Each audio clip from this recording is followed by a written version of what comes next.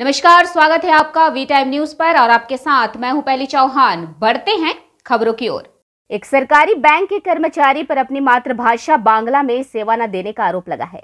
घटना मुर्शिदाबाद जिले के फरक्का थाना क्षेत्र के भारतीय स्टेट बैंक की फरक्का बराज शाखा में हुई। उस शाखा के एक ग्राहक सफिकुल इस्लाम, जो पेशे से शिक्षक हैं, आज दोपहर करीब 12 बजे लोन के बारे में पूछताछ करने गए।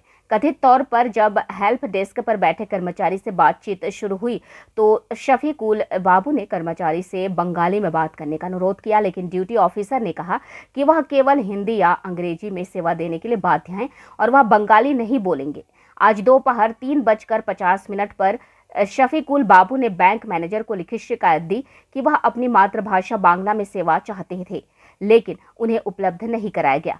हमारे प्रतिनिधि से मुखातिब होते हुए उन्होंने कहा कि बंगाल की धरती पर मौजूद हर सरकारी या निजी कार्यालय के कर्मचारियों का यह कानूनी और नैतिक कर्तव्य है कि वे बंगाल की सेवा करें। एवं आमादेर फाराक्का ব্যারেজের एसबीआई ब्रांच मैनेजर के अनुरोध करब যেন আমরা এখানে বাংলায় পরিষেবাটুকুন পাই। তার কারণ আরবিআই এর গাইডলাইনে পরিষ্কার লেখা আছে হিন্দি ইংলিশের সঙ্গে সঙ্গে লোকাল ল্যাঙ্গুয়েজে পরিষেবা দেওয়াটা দিতে হবে। তার কারণ হচ্ছে আমরা যারা শিক্ষিত লোক তারা অল্প বিস্তর বুঝতে পারলেও যারা একেবারে নিতান্তই খেটে খাওয়া সাধারণ বাঙালি বৃদ্ধ বৃদ্ধা সাধারণ মানুষ আমাদের এখানে আসেন যারা, তারা তো হিন্দি বোঝেন না, ইংরেজিও বোঝেন না। সেই ক্ষেত্রে তাদের খুবই অসুবিধা হয়। এই ক্ষেত্রে একজন বাঙালি হিসেবে দাবি করছি আমি, আমাদের যেন বাংলায় পরিষেবা দেয়া হয়।